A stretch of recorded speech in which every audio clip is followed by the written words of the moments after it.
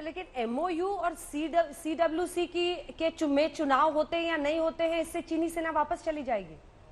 नहीं, एमओयू तो चाइना के, अंजना जी मैं इसमें बता दूं, जिस एमओयू का मैंने जिक्र किया है वो कविता सुनकर तो जरूर चली जाएगी। चीन के बीच में हुआ था।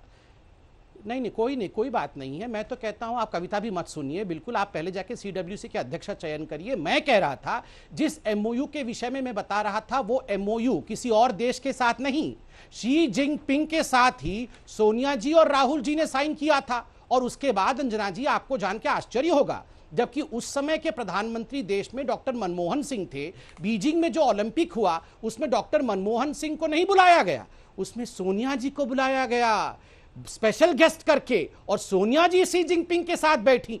क्या है ये, क्या कारण है? मैं पूछना चाहता हूं क्या कारण है? 600 इंकर्शन हुए, और डोकलाम जब होता है चीनी टेंट के नीचे राहुल गांधी पकड़े जाते हैं। पहले तो आप लोगों ने ये न्यूज चलाया कि राहुल गांधी चीनी टेंट पे पकड़े गए हैं। रणदीप सिंह सुरजेवाला और कांग्रेस ने उसको नकार दिया कि ये झूठी बातें हैं, ये झूठी बातें हैं। बाद में फोटो सामने आ गया, पूरा का पूरा वाड्रा कुनबा चाइना के साथ गुपचुप रात को बात कर रहा था, ये सारा विषय सामने आ गया।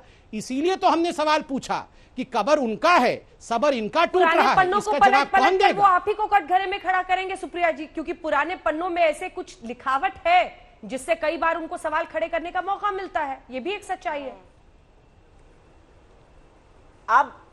आप भाजपा से सवाल करिए नॉर्थ पर, तो साउथ का जवाब देंगे। आपका सवाल क्या था, जवाब इनका सुन लीजिए। लेकिन क्योंकि इनको निम्न स्तर की पोयम अच्छी लगती है, मैं भी आज कुछ सुनाई देती हूं संबित पात्रा को। कांग्रेस की कलह से हैं बड़े परेशान, क्योंकि नहीं ये समझते लोकतंत्र की पहचान हमारी। सुनिए मेरी बात, लोकतंत्र की पहचान हमारी चिंता छोड़ो, अपनी जिम्मेदारी से अब तो मुंह ना मोड़ो। कोरोना और चीन पर मूंदी हैं आंखें, बेरोजगारी और भूख फैलाती हैं अपनी शाखें। नेपाल से भी अब नहीं है हमें बख्शा, अब तो करो नीट में फंसे बच्चों की तुम रक्षा। कहां है लाख आंख और कहां है मुंह तोड़ जवाब, मोदी जी धराशायी कर दिया आपने इस देश के सारे ख्वाब।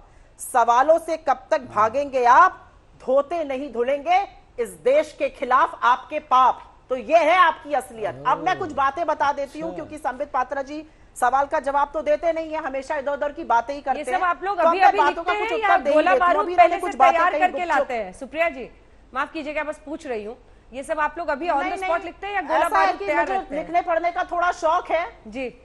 ठीक है, अपनी बात कहिए, अपनी बात कहिए, आप ही से जवाब लेंगे। एक बार जरा फुल फ्रेम और ग्राफिक्स भी अर्थव्यवस्था का दिखा दीजिएगा। सुप्रिया जी, हम अर्थव्यवस्था के ग्राफिक्स दिखा रहे हैं, क्योंकि ये भी एक बहुत बड़ी चिंता होनी चाहिए।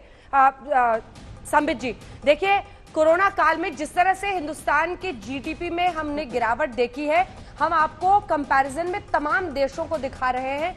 चीन को एक तरफ देखिए, लेकिन सवाल यह है कि भारत का जो इस वक्त परेशानी का सबसे बड़ा कारण है वो ये परिस्थिति है सर। देखिए, जिसमें 23.9 की गिरावट है।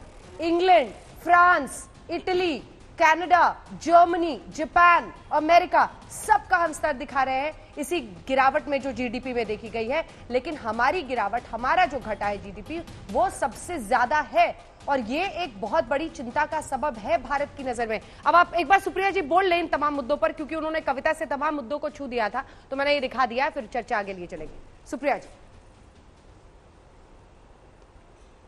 मैं आर्थिक स्थिति पे बोलूं? हाँ बोलिए। अर्थव्यवस्था की जहां तक बात है, 24%, 23.9 को मोटा मोटा 24% मान लीजिए, ये गिरी नहीं है, ये संकुचित हुई है। तो पिछले एक साल में जून से लेकर अभी तक जीडीपी का 1/4 हिस्सा नष्ट हो चुका है। और मैं आपको बताऊंगी कि ये ज्यादा क्यों हुआ है अंजना जी। ये ज्यादा इसलिए हुआ है क्योंकि बाकी देशों में कोविड या कोरोना की महामारी से पहले अर्थव्यवस्था सुचारू रूप से चल रही थी। हमारे यहां ऐसी स्थिति नहीं थी, और इस सच से भाजपा भाग नहीं पाएगी। 7 तिमाही जो कोविड के पहले थी, 7 क्वार्टर से लगातार हमारी अर्थव्यवस्था गिर रही थी। पिछले 4 सालों में, वित्तीय वर्ष 17, 18, 19 और 20 में हमारी अर्थव्यवस्था गिरते गिरते 17 से 20 तक आधे पर आ गई। तो नोटबंदी, त्रुटिपूर्ण जीएसटी, आनन फानन में लिए गए डिसीजंस, और फिर कोरोना ने उसमें बिल्कुल आग में घी डालने का काम किया। सरकार कोरोना के पीछे बिल्कुल नहीं छुप सकती है, क्योंकि ये इनकी अकर्मण्यता, इनके, जिसको इनएक्सपीरियंस कहते हैं, उसका नतीजा है इस अर्थव्यवस्था का गिरना। और ये एक आंकड़ा मात्र नहीं होता है, आप सेक्टर पे सेक्टर देखिए। Manufacturing 40% contraction, construction 50% contraction, transport, trade, hospitality 50% contraction. आप सेक्टर पे सेक्टर उठा के देखिए। और आने वाले दिनों में दूसरी और तीसरी तिमाही में ये बहुत बदलने वाली नहीं है सूरत। और ये सिर्फ एक आंकड़ा नहीं है, ये दिखाता है बेरोजगारी, ये दिखाता है भुखमरी, ये दिखाता है गरीबी, और ये दिखाता है कि सरकार के पास अपनी विफलताओं को छुपाने के लिए कोरोना के संबित जी जवाब दीजिए। और कोई चारा नहीं है अब। लेकिन विफलताएं कब तक छुपाइएगा आप? संबित जी मैं जवाब दे रहा हूं। देखिए, पहले तो इन्होंने एक कविता से शुरू किया। बड़ी कमाल की बात है, जब मैं चीन पे कविता सुनाता हूं तो वो निम्न स्तर की बहस हो जाती है, और जब ये कविता सुनाती हैं तो इनको पद्म विभूषण मिलना चाहिए। मैं तो रिकमेंड करता हूं इस शो के बाद तुरंत पद्म विभूषण दिया जाए इनका। नहीं, तो आप मेरे स्तर पे क्यों आ गई? आप तो महान हैं, आप तो ऑस्कर विनर हैं, आप तो नोबेल प्राइज में आती है। आप मेरे स्तर पे आप मेरे स्तर पे क्यों आ रही है मैडम? आप तो नहीं, जरा हेड मिस्ट्रेस मैडम को बताइए, ऐसे ना चिल्लाएं। Thank you. आप मेरे स्तर पे क्यों गिर गई? इतने निम्न स्तर का मैं बहस कर रहा था कि मैंने चीन पे कविता सुना दी, और आप आंसर दीजिए ना, अर्थव्यवस्था पर आंसर दीजिए। उसी स्तर पे नहीं, कोई आंसर नहीं। अरे सब आंसर दे रहे हैं, शांति से चिल्लाना बंद करिए। पहले मैं इतनी देर से सुन रहा था ना आपकी बात, अब सुनिए। फिर वही जोकर एक ही है पूरे हिंदुस्तान में, याद रखिए। उसका नाम क्या है पता है आपको? जोकर एक ही है। इसलिए फालतू बातें करना बंद करिए और अपने स्तर को ठीक रखिए मैडम। नहीं मैडम, अपने स्तर को ठीक रखिए, ये स्तरहीन बहस करना बंद करिए।